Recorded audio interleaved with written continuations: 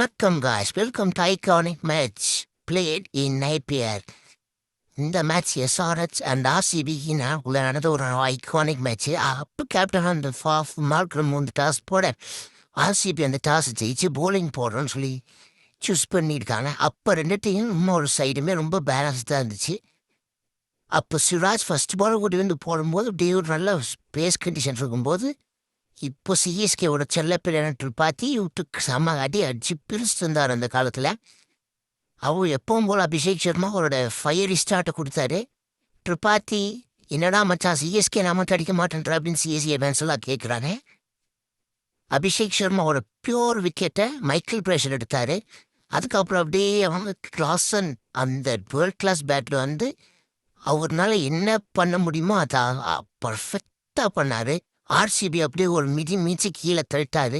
அவர் ஆட்டம் ஒவ்வொரு ஷாட்டும் பார்த்தீங்கன்னா அன்னைக்கு அவரோட ஒரு பீஸ்ட் மோடில் இருந்தார். அவர் அவுட் பண்ணவே முடியல. ஒரு 50 போட்டார். போட லாங்கான்னு மாற்றி 6 மேலே 6 அஸ்னே இருந்தார். போட லெக் ஸ்பின்னர் தான் போடுறாங்க. பட் லெக் ஸ்பின்னரே காட்டுன்னு காட்டுறாரு. இதோட அவரோட 100 வர போட்டார். 100க்கு அப்புறம் அப்படியே அவுட் ஆடிட்டாரு. அப்போ ஹர்ஷல் பட்டேல் ஒரு சூப்பர் பால் போட்டார். இப்போ நல்ல ஒரு ஸ்டாண்டிங் அவேஷன் ஃப்ரம் ஃபேன்ஸ் எல்லாருமே கிடைக்கும்போது கடைசியில் அவங்களால நல்லா ஃபினிஷ் பண்ண முடியல. என்னதான் கிளாஸ் விட்டாலும் லாஸ்ட் ஓவர் சிராஜ் வந்து போடுவார். சூப்பராக போட்டார். அந்த ஓவரில் வந்து ரன்னே கொடுக்கல. முன்னாடி இந்த ஃபிலிப்ஸு ப்ரூக்கெலாம் கொஞ்சம் அடிச்சுட்டு இருந்தாங்க. லாஸ்ட்டில் சூப்பராக போட்டார் சிராஜ். அந்த ஓவர் பக்காவாக போட்டு ரன்ஸே லீக் பண்ணவே கிடையாது. அவர்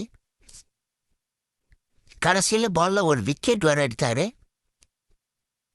காவியா மாறனாக்கா அவ்வளோ நல்ல ரியாக்ஷன் நீங்கள் பார்த்துருப்பீங்க. இப்போ ஆர்சிபி பேட்டிங் வரவுமே கோலியும் ஃபாஃப் ஓப்பனிங்கு, புவனேஸ்வர் குமார் போலிங்கில் கோலி அப்படியே அசால்ட்டாக ஒரு கவர் ட்ரைவ் வச்சார்.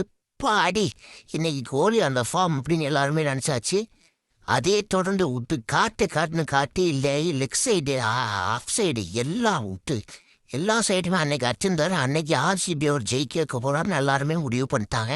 ஏன்னா ஒரு ஆடின ஷார்ட்ஸ் எல்லாமே அப்படி இறங்கி அடிக்கிறாரு, சுற்றி அடிக்கிறாரு. நடுவில் டூப்ளஸியும் சும்மா இல்லை. டூப்ளஸியும் அவரோட பவர் அவ்வளோ பவர்ஃபுல் பேட்ஸ்மேன். 41 வயசில் அவர் விட்டு காட்டுறாரு.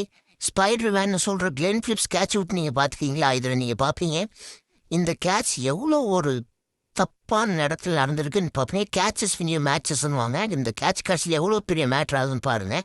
விராட் கோலி ஒரு 69-50 எல்லாம் ரெண்டு பேருமே தாண்டி போய் விளாண்டுருந்தாங்க. 46 ரன் தான் வேணும்னும் போது கம்ஃபர்டபுளாக ஆடிட்டு இருக்காங்க. விராட் கோலி விட்டு எல்லா சைடும் அடிக்கிறாரு. அடிச்சு ஒரு சென்ச்சுரியோட அவுட் ஆகிட்டு போனாலும் டீம் ஜெயிக்க அவர் பண்ண வேண்டிய வேலையை பண்ணிட்டாரு. மேக்ஃபுல் ஃபினிஷ் பண்ணி ஜெயிச்சிட்டாங்க ஆர்சிபி.